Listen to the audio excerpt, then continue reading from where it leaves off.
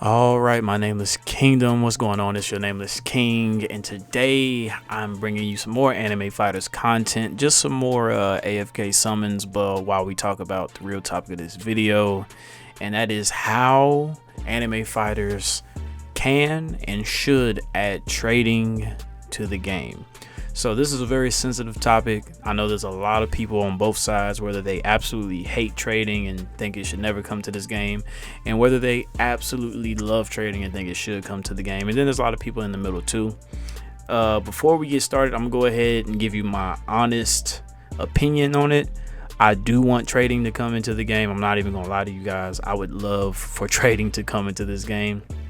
Another honest opinion of mine is that I genuinely think that trading is going to come to the game eventually. Even Darab himself has said that they've already talked about trading several times and don't think it's coming now, but later down the line, it's definitely 100% possible for trading to come to the game. So that is just first, that's what I got to throw out there first, so you guys know what side I'm on. That's why I'm doing this whole video. So first things first, I got to get this out the way. A lot of people think trading can ruin the game. Trading itself is not what ruins the game. It's how you allow trading and how you allow it to work in the game. That can ruin the game, and then there's a whole bunch of other factors too that ruin the game. Now, what people typically say is it'll ruin their experience because they'll be bombarded with a whole bunch of new players that just played the game for the first time ever, and they already have OP units, and then you got a whole bunch of other new players that see other new players with OP units, so now they're begging. So the Discord chats are filled with begging, the in-game chats are filled with begging, and there's a bunch of noobs following you around asking you to please trade. And that's why people don't want trading in the game, and that's 100% valid. But I'm gonna give you guys the real reason why it should come to the game and how they can work around all of that, because all of these things that you guys are saying about why you shouldn't have trading in the game, all of these can be fixed. It's an easy fix, and I'm gonna go down every single thing that I've thought of how you can easily fix these things. Okay, so number one, the number one reason you don't want trading to come to the game is because you don't want to see players that have literally no time spent on the game just randomly walk into the game and instantly get shiny Sukunas and shiny Boroses. If that's the reason, your main gripe with not wanting trading into the game, it's an easy fix, bro. All they have to do is make it to where you cannot trade a unit or trade for a unit that you have not unlocked their world yet. So a new player can't just walk in and just get a shiny Sukuna because they haven't even unlocked the Curse High Island yet. It's as simple as that. It's as simple as that. Now, of course, I can take it one step farther than that. Not only make it that, but you could also make it to where you cannot trade for a unit if you have not already unlocked that unit in your index. So if you're looking at the screen right now, right up under the teleporting button and to the side of the Twitter icon, there's a little file icon, and that is your index. And when you open it, all the characters that you have already unlocked or already discovered, they are in there. You can look at them, you can view their stats and their shiny stats. If you have not discovered that character yet, have not summoned that character yet, then you can't look at them. It's just question marks, and if it's a secret, it won't even show up in the index. So you can only trade for units that are in your index. That and the point where you can't trade for a unit where you haven't even unlocked their island yet. It's as simple as that. Literally just doing those two things instantly fixes the problem with people, brand new people coming in and begging for the OP fighters in the game. That instantly fixes that. No more people they're in Namek or they're in Secret Village and they're walking around with a shiny Sukuna and a shiny Boros level 165. You don't have to worry about that because it's impossible, because they haven't even made it to that island yet, let alone unlocking that unit. So the only people that can do that are the people who already had the chance to get their own secret themselves. All right, I can go one step further. If even that is not enough for you guys, I can take it one step further. Not only will all these requirements, like you have to fulfill all those requirements, another thing you can do, all you have to do is make trading cost. So make it use currency. So, the higher level a unit is, the higher along in the worlds a unit is, the more expensive it's going to be to trade for those units. So trading for a shiny secret Boo would be a lot less expensive than trading for a shiny secret Estarossa. So all you would have to do, let's say I come into the game as my account, so I'm already OP, high level player. I want to trade with someone who has a shiny Estarossa, and they have an extra shiny Estarossa around for whatever reason. They're just that lucky. And I have a shiny mythical that they want because, they're tired of grinding to get a full team of shiny mythicals and shiny secrets. So they say, hey, I'll give you one of my shiny Estarossas if you give me a shiny mythical for whatever reason. So not only will I have to already have Estarossa unlocked, which I have pulled Estarossa. He's in my index, so I can trade for him. And he also has a shiny mythical in his index, so he can also trade for him. We could trade those units, but it's going to cost a lot of money. So we both would have to spend, I don't know how much they can make it. They can make it 100 trillion. I don't care. Make it 100 trillion. Make it something stupid like that. And instantly that nips all that in the bud. So a new player would not be able to get OP fighters at the beginning of the game because they haven't made it to that world. They haven't unlocked a shiny secret in that world. Not a shiny secret, but a regular secret in that world in their index anyways. And they don't have 100 trillion yen. So instantly that fixes all of you guys' problems just by doing that. Because a lot of people, they say that they don't want new players with OP pets because they have no business with these OP pets. And I agree with you. They have absolutely no business being brand new to the game and walking around with shiny Sukunas and shiny Estarossas and shiny Etos. They have no business being in the game with that yet. They have to get there and grind there the hard way themselves.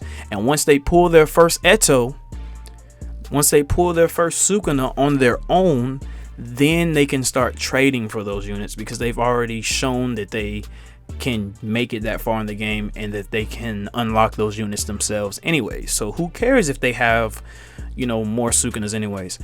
Once you get to the end of the game, having a full team of secrets is not impressive because shiny mythical craftables, I should say, shiny craftable mythicals are way more impressive. Having a full team of shiny craftables is more impressive, and it's a better team than having a full team of just regular secrets. So if you want to walk around and trade for a whole bunch of Sukunas, that's on you. And you can do that. It's not that crazy. Of course, a full team of shiny secrets, I still don't even think that would be possible because nobody just has that many shiny secrets laying around. And if they do, then you still wouldn't be able to because that would cost so much money.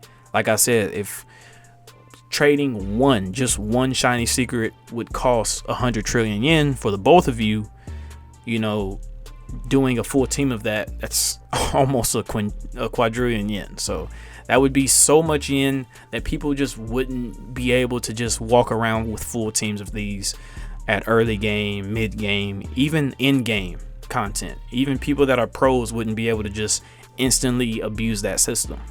Now again, let's say even that is not enough for you. If you guys are still watching the video, by the way, I appreciate you. I know the video has been going on pretty long, but I still appreciate you. But just one more point. If you guys even you still don't like that, you still want more, you still want something else that can make it even harder to trade so that people can't just walk around with these OP pets, OP fighters, whatever you want to call them. Something else you can add is make it to where it costs tickets to trade. Just like you have to use a ticket to do a raid. You can't just do infinite raids. You have to have a whole bunch of tickets to do a whole bunch of raids. Make it to where you have to actually use tickets to trade. So just like you get one free ticket a day to do a raid, you get one free ticket a day to trade. And once it's been 24 hours, that ticket will be deleted from your inventory. You cannot just hold on to tickets and let them stack up. You have to use it that day. If you don't use it that day, then you won't be trading that day and you'll have to wait a whole another 24 hours. So they could easily do something like that. Now, of course, people will say, well, then people will just, abuse that by buying a ton of golden tickets. Now, I didn't say add golden tickets. They can make it to where you can't buy trading tickets. You can only get trading tickets just from the daily ticket. So they could easily do something like that. That would instantly cut all of the unfairness away from it, because if you made it that far, then you deserve it. If you've made it to Curse High and you've already unlocked a Sukuna, you've worked hard to get there, you've worked hard to get the yen to summon that far, and then you just got lucky. You deserve to trade for Sukuna if you want to at that point. And like I said, it'll cost a lot of yen. It won't just be free. It'll cost a lot of money. So you'll be just fine. You'll be fine. So that will instantly just cut away all of those reasons, right? Another thing, a lot of people, they feel like the chat and the Discord would be filled with, people begging to be traded. Of course, there's an easy fix for that as well. All you have to do is make a channel in the Discord only for trading. That would easily fix that as well. But of course, just like you have people that don't listen to the rules and ask to be helped with grinding in the general chat, there will be people that ignore the rules and be asking for trading in the general chat as well. I know. But again, if that ruins your experience that much, I just don't know what to tell you. You can always ignore these people. I don't know why people act like they live off of their experience in Discord. The experience in Discord should not dictate whether you like a game or not, because Discord is not the game. Discord is the Discord. It can be really useful and helpful toward the game, but it is not the game itself. So if trading messes up your experience in Discord, don't allow that. You should not allow somebody asking you to give them a pet or a fighter to mess up your experience in Anime Fighters. And that's pretty much it. That's pretty much all I had for you guys in this video. Let me know what you guys think about adding trading in general. Let me know what you guys think about what I said and how it could fix trading in the game. Let me know what you guys think about my points and how that would affect it. If you think that would be very effective. If you think that I went too harsh and you shouldn't have to, have all those requirements to trade. Because I know a lot of people, they just want all the best units in the game. But like I said, a lot of people think it's unfair because they feel like you have to work for those units yourselves. And a lot of people think that it'll take the fun out of the game. My defense towards it taking the fun out of the grind would be that it's not fun to grind for these units. I don't know where people think this game is fun in doing that part. The game is very fun and it's very amazing when you get good luck and stuff.